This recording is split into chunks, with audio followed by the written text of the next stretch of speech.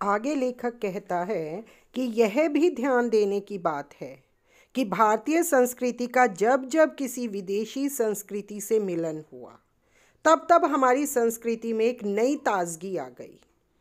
लेखक कहना चाह रहे हैं कि जब जब हमारी भारतीय संस्कृति में कोई विदेशी संस्कृति आकर मिली तब तब हमारी संस्कृति नई हो गई, उसमें नई ताजगी आ गई।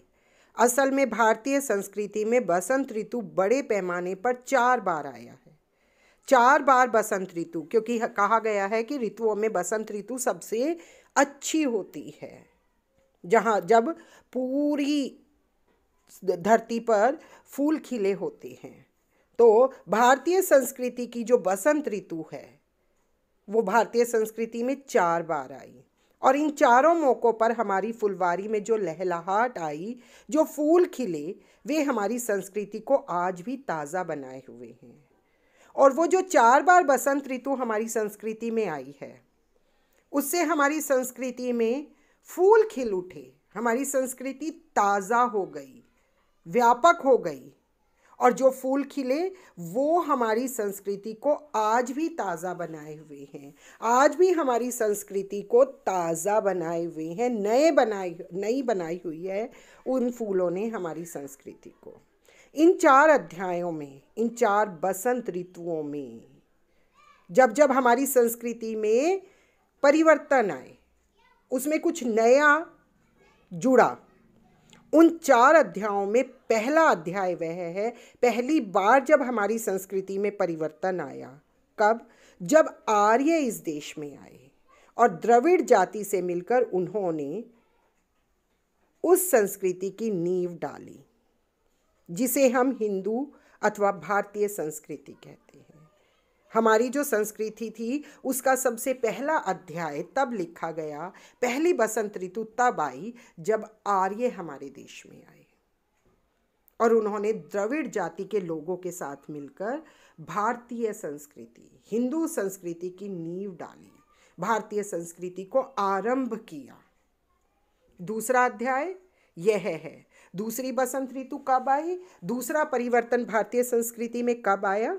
जबकि यह संस्कृति कुछ पुरानी हो गई और उसके खिलाफ महात्मा बुद्ध और महावीर ने विरोध किया।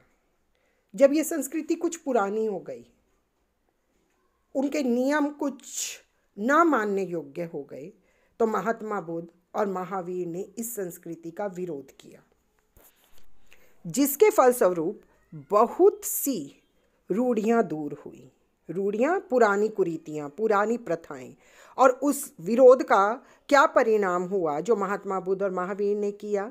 कि हमारी संस्कृति की बहुत सी कुप्रथाएं, बुरी प्रथाएं दूर हो गई और यह संस्कृति एक बार फिर से नवीन हो गई, नई हो गई। जैसे विधवा विवाह है, अछूतों का उद्धार है, ये सारे जो बुरी रीतियाँ थीं हमारी संस्कृति में, इसका विरोध महात्मा बुद्ध और महावीर ने किया। उसके बाद तीसरा अध्याय, तीसरी बसंत ऋतु, तीसरा परिवर्तन भारतीय संस्कृति में कब आया? तीसरा अध्याय वह है जब इस देश में मुसलमान आए और हिंदू धर्म का इस्लाम से संबंध हुआ। जब हमारे देश में मुगल आए, मुसलमान आए और हिंदू धर्म और इस्लाम धर्म एक दूसरे से जुड़े। जब हिंदू संस्कृति ने मुस्लिम संस्कृति के अच्छे गुणों को ग्रहण किया। चौथा अध्याय, चौथी बसंत ऋतु, चौथा परिवर्तन वह है जब भारत की मिट्टी पर हिंदुत्व और इस्लाम दोनों का संबंध ईसाई धर्म और यूरोप के विज्ञान और बुद्धिवाद से हुआ। तो जब भारतीय संस्कृति में हिंदू और इस्लाम मिल गए तीसरे अध्याय में, उसके बाद चौथा अध्याय कब आया? जब इस्लाम धर्म को हिंदू धर्म ने आत्मसात किया, यूरोप के विज्ञान को ग्रहण किया।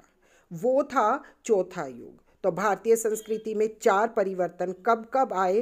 पहला परिवर्तन जब आर्य हमारे देश में आए, दूसरा परिवर्तन जब पुरानी कुरीतियों के खिलाफ महात्मा बुद्ध और महावीर ने आवाज़ उठाई, तीसरा परिवर्तन जब मुसलमान भारत में आए और हिंदू धर्म और इस्लाम धर्म का संबंध हुआ। और अंतिम अध्याय, अंतिम परिवर्तन तब आया जब हिंदू और इस्लाम दोनों धर्मों ने ईसाई धर्म को और यूरोप के विज्ञान को ग्रहण किया। तो हमारी जो भारतीय संस्कृति थी वो व्यापक हो गई, वो दुनिया की संस्कृति का आईना बन गई, जैसा कि रामधारी सिंह दिनकर जी ने ऊपर कहा था।